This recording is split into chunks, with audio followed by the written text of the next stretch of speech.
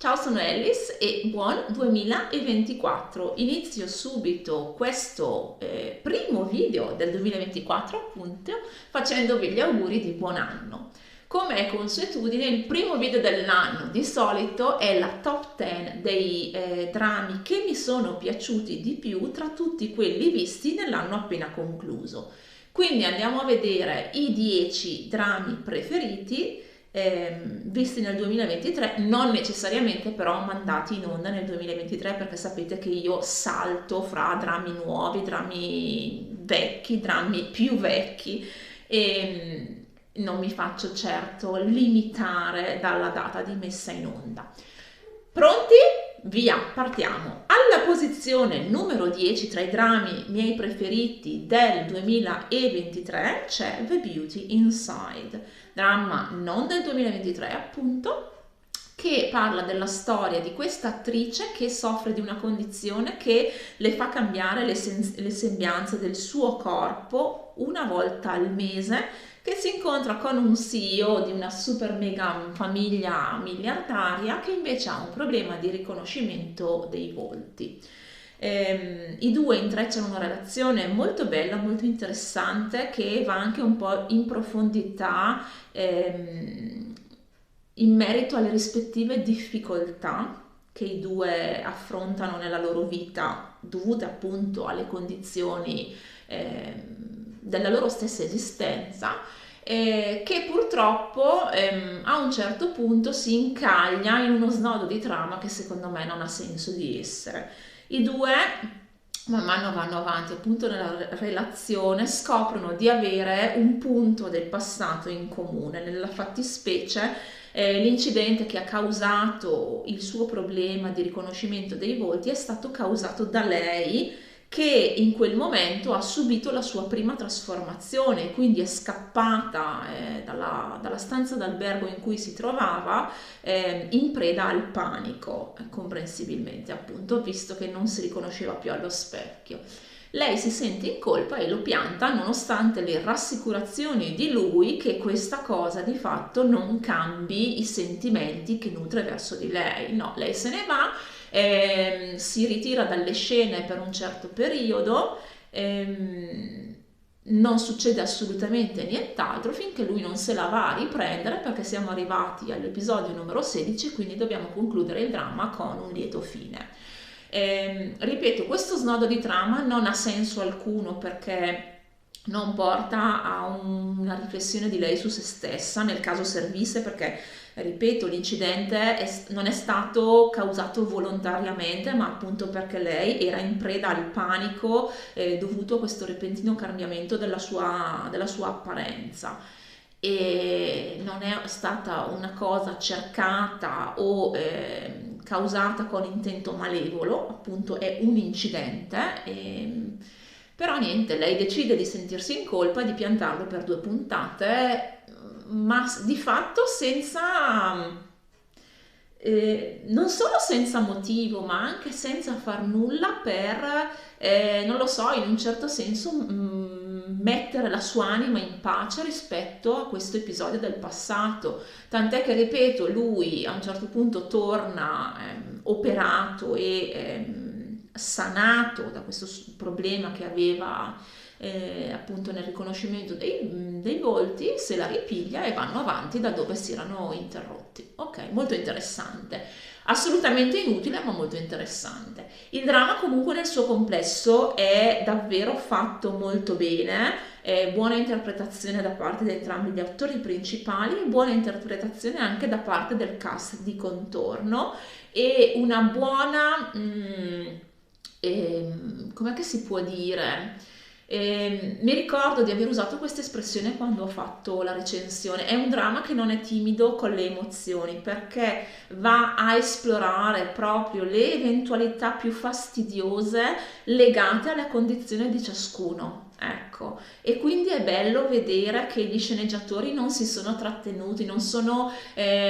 hanno scritto lo sviluppo degli eventi, gli episodi con il freno a mano tirato. Peccato, ripeto, per quello scivolone all'episodio 13 di cui veramente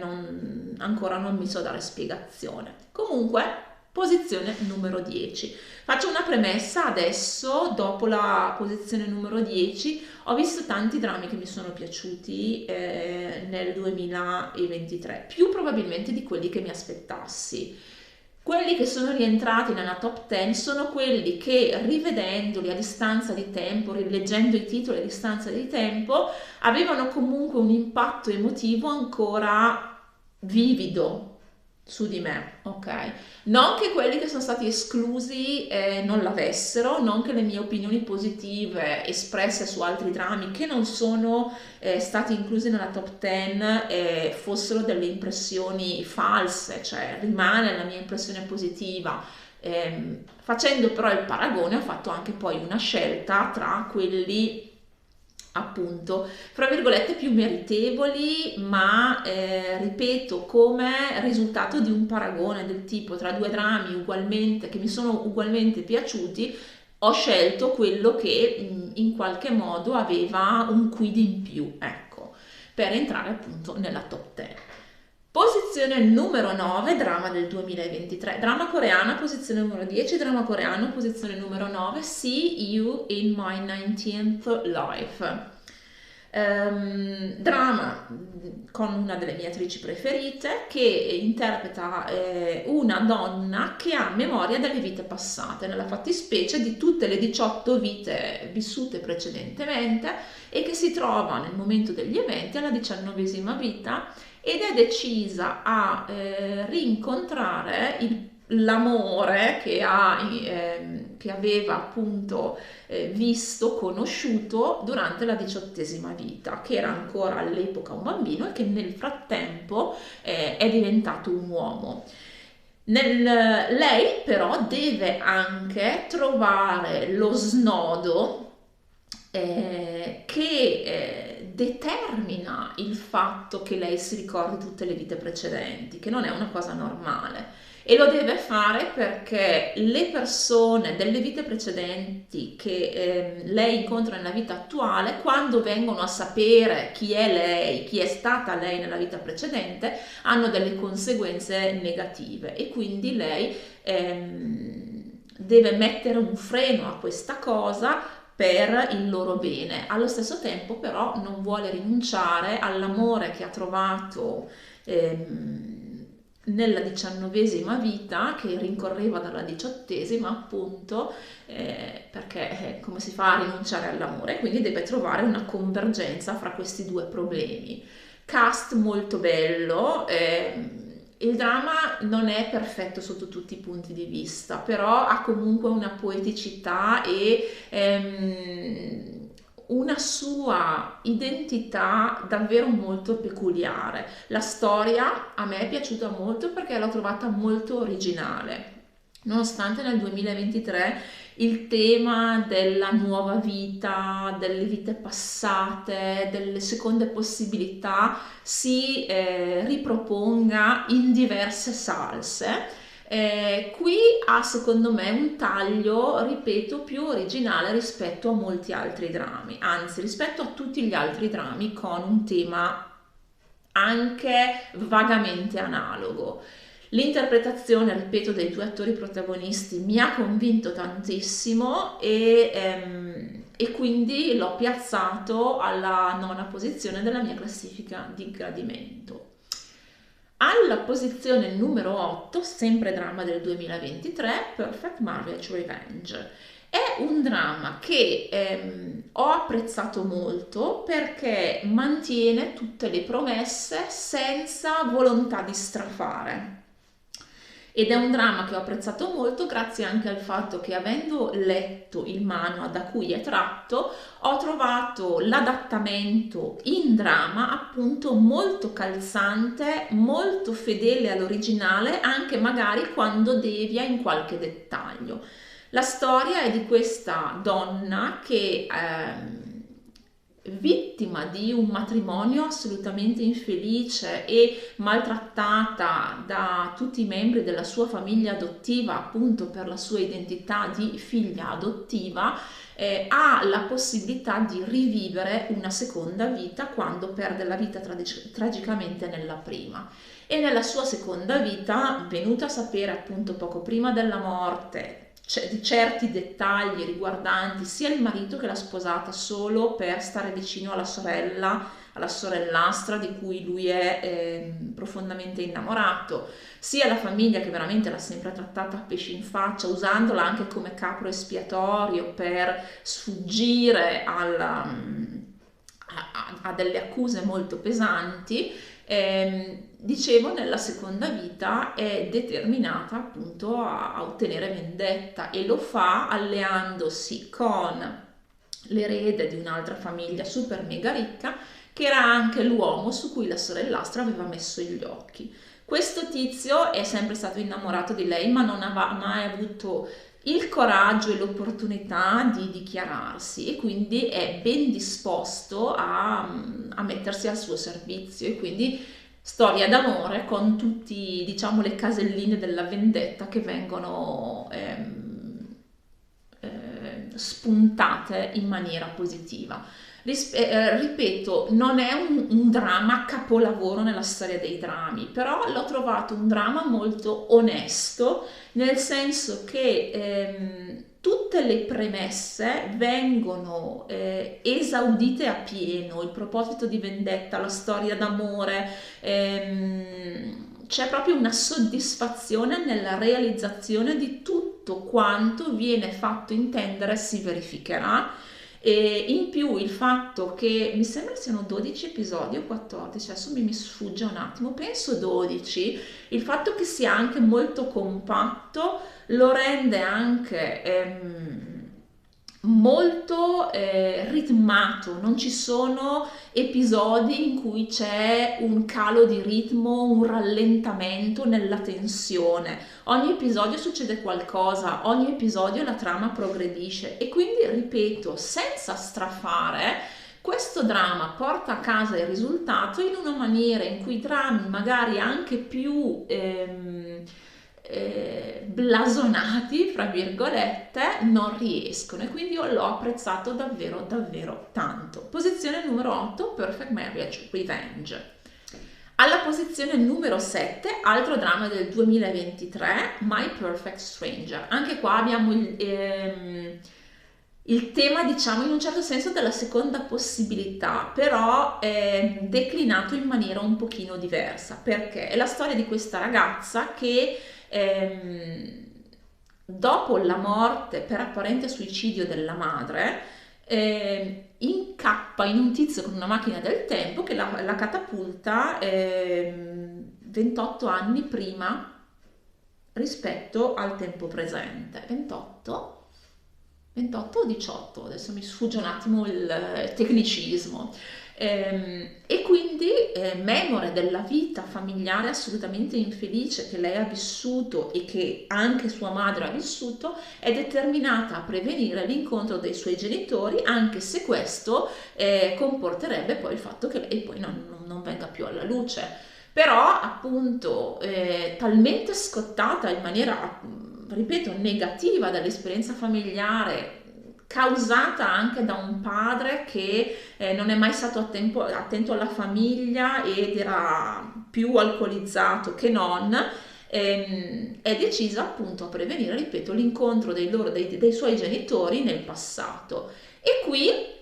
scopre però che i suoi genitori da adolescenti erano persone ben diverse da quelle che lei ha conosciuto. Intanto lui, il personaggio che ha la macchina del tempo, anche lui ha un suo programma da rispettare, perché è sulle tracce di un serial killer che sa nel futuro gli toglierà la vita, e che ha iniziato a operare proprio nell'anno in cui lui è andato a finire, portandosi questa passeggera non prevista a bordo. I due iniziano poi, ovviamente, sviluppano una storia d'amore e devono, diciamo, risolvere le rispettive problematiche collaborando anche appunto per giungere alla risoluzione dei loro conflitti. Un dramma, devo dire, fatto molto bene, con un buon ritmo e un senso di scoperta e di curiosità innescato dalle varie puntate, gestito davvero molto bene. Forse la conclusione con la scoperta dello serial killer è un po' sottotono, però in realtà non è del tutto fuori posto, ecco. Quindi l'ho inserito nella lista dei miei drammi preferiti perché ricordo ancora proprio come dicevo, la curiosità nell'andare avanti, nello scoprire dettagli sempre nuovi riguardo alle vicende di entrambi i protagonisti, quindi con un dosaggio delle rivelazioni fatto molto bene e che cresce, ecco, di intensità man mano si va avanti. Molto molto molto bello, ecco. My Perfect Stranger, posizione numero 7. Alla posizione numero 6, I Am Not a Robot, dramma coreano, non del 2023, mi sembra del 19 se non mi ricordo male, che ha per protagonista un tizio CEO super mega genialoide che però soffre di un'allergia molto potente al contatto umano. Tant'è che ogni volta che lui anche accidentalmente viene a contatto con la pelle di un'altra persona ha una reazione cutanea molto forte con piaghe gravi che gli si formano istantaneamente su tutto il corpo. Questa cosa comporta che lui sia di una solitudine enorme perché non riesce veramente a interagire se non da lontano con le altre persone. A questa sua condizione viene fortuitamente incontro un gruppo di ricerca che ha sviluppato un androide sotto forma di sembianze femminili che ricordano la ex del capo appunto di questo team di ricerca. E loro, determinati a ottenere fondi da questo tizio, gli propongono appunto la coabitazione con questo androide che non lo sanno, però ecco, va incontro alla sua volontà, alla sua necessità di avere un contatto interpersonale, anche se non con una persona ma con un robot. Piccolo plot twist, il robot che arriva in casa in realtà non è un robot ma è effettivamente la ex del tizio, perché il robot si danneggia proprio il giorno prima di essere recapitato a casa del riccastro protagonista. E qui si sviluppa tutto un rapporto tra i due, con lui che si innamora di lei, che però si sente un fallito perché pensa che sia un robot, e lei che si innamora di lui ma che non riesce a dirglielo perché sa che andrà a tradire la sua fiducia e lui già ha tutta una serie di problemi che lei non vuole andare a complicare, ok? Bello anche tutto il contorno perché si sviluppa anche tra il protagonista e poi questo team di ricerca un rapporto di amicizia facilitato dall'interazione di lui con quella che pensa essere un robot ma che in realtà è una persona e diciamo gestito in maniera davvero molto carina e molto delicata, perché va un po' a investigare anche la natura dei rapporti interpersonali e perché è così importante per un essere umano avere rapporti di amicizia e non solo rapporti sentimentali, ma non che questi siano non importanti, ok? Però hanno entrambi la loro importanza a diversi livelli e in diversi modi, ecco. I Am Not a Robot, posizione numero 6. Alla posizione numero 4, sì, buonanotte, alla posizione numero 5, dramma cinese del 2023, When I Fly Towards You, dramma diciamo di formazione che segue questa coppia inserita all'interno di un gruppo di amici che si incontra alle superiori, sviluppa dapprima un rapporto di amicizia, poi un rapporto d'amore che continua durante gli anni di università lavorativi finché si sposano.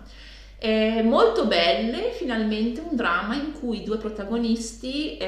escono dalla dinamica un po' stereotipata dei protagonisti, soprattutto delle serie cinesi, ma anche spesso di quelle coreane, in cui lui è il figo del mondo e lei sembra che non riesca nemmeno ad allacciarsi le scarpe da sola. Qui invece abbiamo lui che sì, è il più bravo della classe, però ha una grande lacuna in inglese, materia in cui invece lei è molto brava. In più, lui, nonostante sia tipo il più bravo della scuola, della classe e anche mi sembra della scuola, in famiglia è quasi, non dico ignorato, ma non molto considerato, perché a sua volta ha un fratello genio che ha tipo fatto 2 anni in uno e adesso studia in una scuola per super mega geni, appunto. Mi è piaciuto molto il fatto che i due protagonisti riescano nei loro punti di forza e debolezza a compensarsi, e mi è piaciuto molto anche il gruppo di amici che è fatto da persone che non sono dei cartonati messi sulla scena solo per interagire con i protagonisti e in un certo senso farli brillare, ma hanno ciascuno una propria identità, delle proprie difficoltà e diciamo un proprio arco narrativo indipendente appunto da quello dei protagonisti. Sono diciamo persone a tutto tondo e è incredibilmente e anche piacevolmente una cosa che finalmente si è vista in un dramma cinese, perché purtroppo non succede spesso che i personaggi secondari abbiano un'identità indipendente, spesso veramente vengono messi sulla scena solo al servizio dei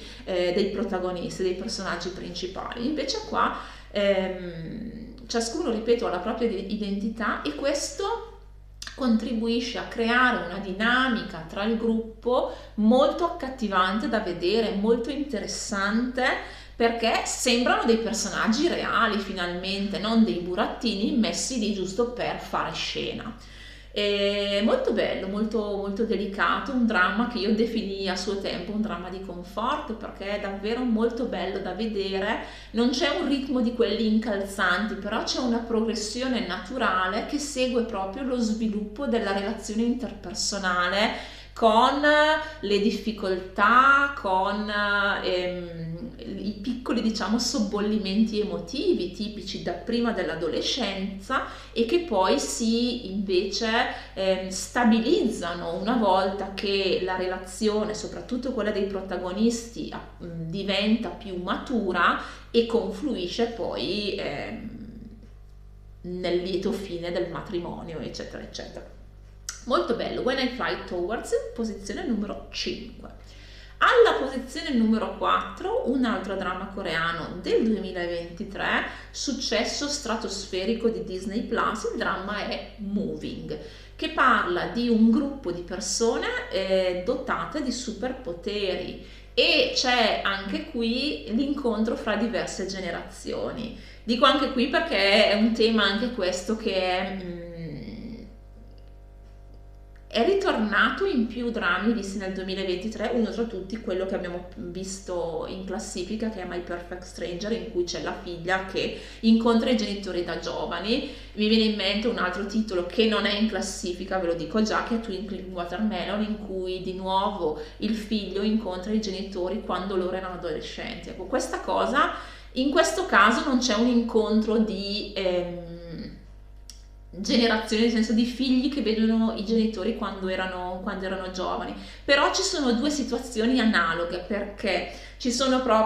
la storia della vecchia generazione che è stata sfruttata dal governo a causa dei superpoteri nello spionaggio internazionale, però questi si sono resi conto che sono stati usati come delle pedine appunto dalle forze di spionaggio, dalle varie agenzie che lavorano molto nell'ombra per gestire un attimino, ripeto, le relazioni internazionali.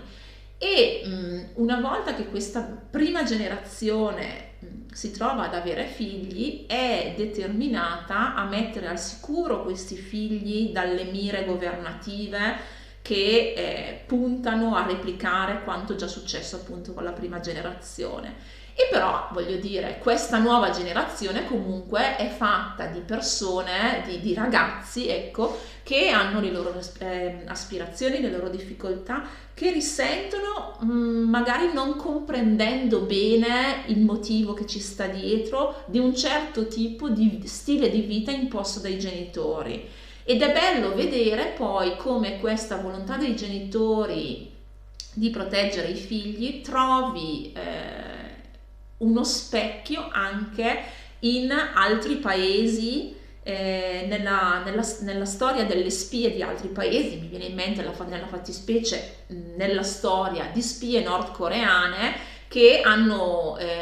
la cui vecchia generazione ha, fra virgolette, subito lo stesso destino della prima generazione delle spie sudcoreane, e in entrambe le prime generazioni, pur su fronti contrapposti, c'è la volontà appunto di proteggere i figli e di metterli al riparo dallo sfruttamento che hanno subito loro. Fatto molto bene, fatto un dramma davvero molto bello, molto incalzante anche come storia, molto ricco di suspense, con un protagonista che per me è un figo della miseria, che ha la capacità di riuscire a dipingere ogni personaggio in maniera molto vivida, perché ognuno ha la sua identità e il modo in cui si intrecciano le storie è davvero interessante, perché spesso questo tipo di storie tende a essere narrato in maniera molto categorica, nel senso che la storia di un personaggio o di due personaggi segue una linea più o meno diritta. E questo però che risultato ha? Risulta in una storia un po' piatta. Invece le scelte dei vari personaggi, anche quelli magari un pochino più secondari, hanno comunque un risvolto sulla situazione generale, che poi ha a sua volta delle implicazioni in quello che succede alla nuova generazione. La nuova generazione ha a sua volta le proprie idee, quindi non sempre è disposta a sottostare ai, fra virgolette, li chiamo dettami, ma alle indicazioni della prima generazione, che agisce per motivi a lei conosciuta, ma non conosciuta alla seconda generazione. Ecco. È intrecciato molto bene, cioè l'intreccio è costruito molto bene, questo contribuisce comunque alla curiosità che si accresce nello spettatore di andare avanti con gli episodi e di vedere come andrà a finire poi lo scontro finale, che è uno scontro non solo tra persone con i superpoteri di un paese contrapposte a persone di superpoteri dell'altro paese, ma diventa anche uno scontro fra agenti contro il potere e contro diciamo gli avversari, i nemici, che però stanno combattendo una battaglia analoga, e quindi si creano delle alleanze o comunque c'è un allineamento di intenti che non si pensava si riuscisse ad ottenere. Fatto veramente veramente molto bene, si è meritato assolutamente tutto il successo che ha ottenuto. Bene, siamo sul podio e siamo alla posizione numero 3. Posizione numero 3, dramma cinese, mi sembra del 2023 anche questo, sì, o del 2022, non fa niente. Dramma cinese dal titolo Reset. Un dramma cinese molto compatto, perché ha soltanto 15 episodi, che si basa sul meccanismo del loop, ovvero il lasso di tempo che si ripete perché ogni volta si conclude con un evento tragico, e quindi i protagonisti inseriti all'interno di questo lasso di tempo devono in ogni ripetizione cercare di carpire dettagli per fare luce sulla situazione generale che ha portato all'evento tragico, e quindi una volta che si è fatto luce su questa situazione cercare di prevenire il finale negativo. molto bello, molto incalzante, un gran ritmo, una storia non scontata e una performance da parte di tutti i protagonisti davvero di livello, sia perché l'evento tragico non è una cosa messa lì per solo per effetto, ma ha delle implicazioni anche emotive molto molto profonde, sia perché comunque i protagonisti in questo viaggio poi si trovano a crescere, ad affrontare anche le proprie paure e delle domande scomode che non avrebbero affrontato, diciamo, nel comfort della vita quotidiana. Davvero fatto assolutamente molto molto bene. Alla posizione numero 2, un altro dramma coreano del 2023, un dramma di Netflix, 12 episodi usciti tutti insieme, cosa splendida, dal titolo Celebrity, che parla della vita delle influencer e di cosa ci sta dietro, della spinta appunto alla visibilità, al like, alla costruzione anche di rapporti non sempre autentici solo per apparire, con una protagonista veramente, cioè, approvatissima, una che non ha peli sulla lingua, una che non ha paura a difendersi, a rimettere al suo posto le persone che le mancano di rispetto, a cercare di tracciare la propria via in un mondo estremamente difficile. Un dramma che comunque ha anche un buon grado di suspense, una storia d'amore che seppur è di importanza più che secondaria, perché non è il focus principale della narrazione, e cattura l'attenzione, merito anche di lui che appare poco, ma quando appare, cioè, fa la sua figura, ma proprio anche come personaggio, cioè è un personaggio proprio che riempie la scena a livello, non solo perché vabbè è un bell'uomo che non fa male, però a livello di narrazione è poco significativo se non fosse una persona invece di peso che è presente nel modo giusto, soprattutto con una protagonista così forte. Bello, bello, veramente mi ha tenuto proprio sul bordo della sedia per tutti i 12 episodi che, appunto, essendo stati pubblicati tutti insieme, hanno facilitato il binge watching selvaggio. Veramente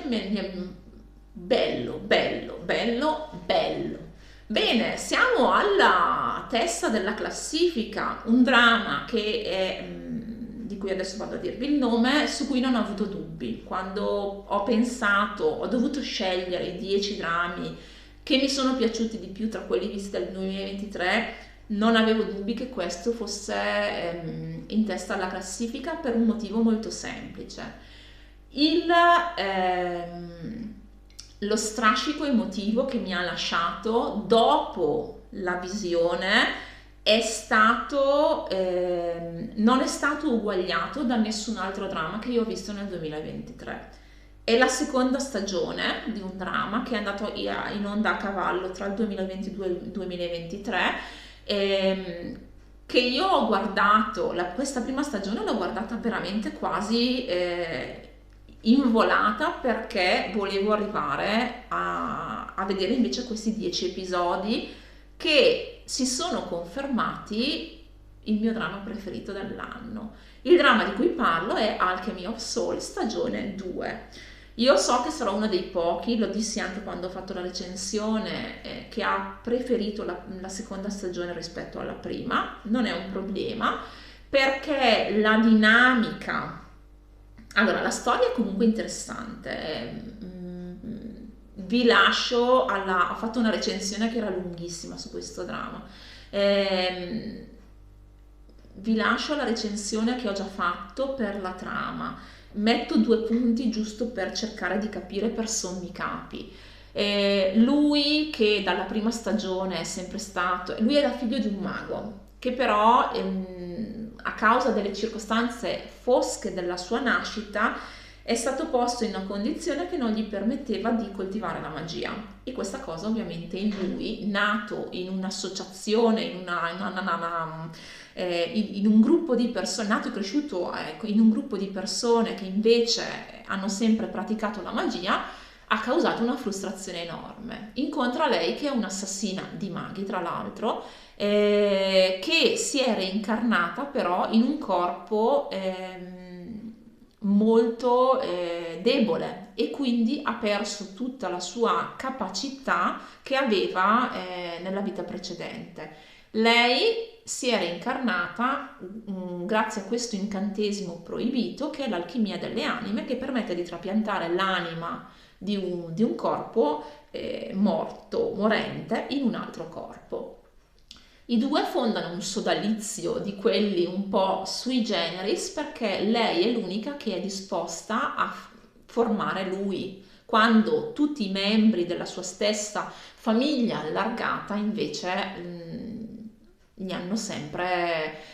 impedito questa formazione magica. Se non fosse però che a un certo punto i due si innamorano, ma lei alla fine della prima stagione lo uccide, e quindi lui si porta dietro nella seconda stagione, in cui è stato resuscitato attraverso l'Ice Stone, che è un artefatto magico estremamente potente, nonché quello usato per praticare l'alchimia delle anime. Lui è praticamente il fantasma di se stesso, e quindi vive in un lutto perenne da 3 anni, perenne, no? In un lutto continuo da 3 anni, dal momento in cui l'amata l'ha ucciso, e però si trova anche a gestire un grandissimo potere datogli dall'Ice Stone, e incontra questa sacerdotessa rinchiusa dalla sua stessa famiglia, lontano dagli occhi del mondo, che è l'unica che gli può togliere l'Ice Stone, perché il suo l'intento di lui è quello di morire. E di nuovo c'è un sodalizio perché lei vede in lui l'unico modo per sfuggire al controllo della famiglia, lui vede in lei l'unico modo per togliersi finalmente la vita e smettere di patire costantemente, se non fosse che in lei c'è l'anima dell'assassina di cui lui era innamorato, e i due di nuovo si rinnamorano in una serie che, seppur breve, è estremamente carica di emozione e anche di un umorismo arguto che io apprezzo sempre tantissimo. Cioè, il grado di intesa che hanno questi due personaggi e questi due attori in questa stagione io non l'ho trovato nella prima, nonostante, ripeto, la prima sia la preferita della stragrande maggioranza degli spettatori che l'hanno visto. Però vabbè, i gusti sono gusti, e quindi il mio gusto è che Alchemy of Soul stagione 2 è alla posizione numero 1 e Alchemy of Soul stagione 1 non è neanche in classifica, nonostante sia necessario per capire Alchemy of Soul stagione 2. Va bene. Molto molto bello, davvero, mi è piaciuto, è uno dei pochi drama, anzi è il secondo drama che io ho scaricato per avere, ok? Per dirvi proprio lo strascico emotivo, il coinvolgimento che mi ha dato questa storia, grazie alla performance di questi due attori, sostenuta anche da una sceneggiatura di livello, perché diciamoci la verità, l'attore più bravo del mondo con una sceneggiatura di quelle tremende può fare comunque poco, ok? E invece qua le due cose, la bravura degli attori incontra una sceneggiatura davvero di valore, e quindi le due cose si esaltano. Mi è veramente piaciuto tantissimo, tantissimo, tant'è che proprio alla fine del dramma c'è stato proprio il down, perché io quando vengo coinvolta da un dramma che mi prende a tale livello, poi quando è finito e quindi non si può più andare avanti, c'è proprio il livello di down, tipo i drogati, che non è una cosa proprio molto, vabbè, molto positiva, però succede, perché comunque le emozioni, la storia ti prende a tal punto che è quasi come se ci fosse un lutto quando poi la narrazione si è conclusa. Bene, questi erano i miei drammi preferiti del 2023. Scrivetemi nei commenti, se volete, quali sono stati i vostri, facciamo 3 drammi preferiti dell'anno appena concluso. Ditemi cosa ne pensate di questa classifica, se siete d'accordo, se non siete d'accordo, e ripeto, lasciatemi le vostre opinioni riguardo a quello che voi avete visto. Bene, direi che mi posso fermare, vi auguro buona giornata e alla prossima. Ciao!